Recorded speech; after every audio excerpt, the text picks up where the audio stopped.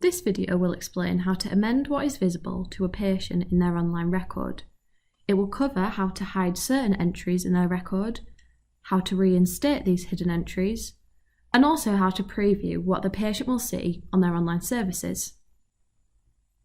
In a patient's record, navigate to the tab Journal and find the entry you want to hide from the patient's online record. Right-click and you can see there's an option, Do Not Show in Online Record. Click this, and then you can add any supporting notes for hiding this entry, but it is not mandatory. The system now adds a flag to the entry as shown. Multiple entries can be hidden at once by highlighting the required consultations and then using this drop-down option.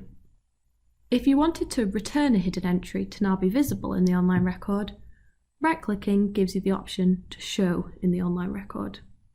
To see a preview of what the patient will see in their online services record, create a new tab, give it an appropriate label, and then select the Events Visible to Patients Online option at the bottom.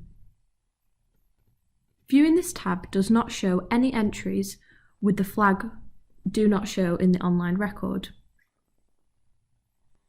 To learn how to grant full record access for a patient's online services, watch the video about full encoded record access.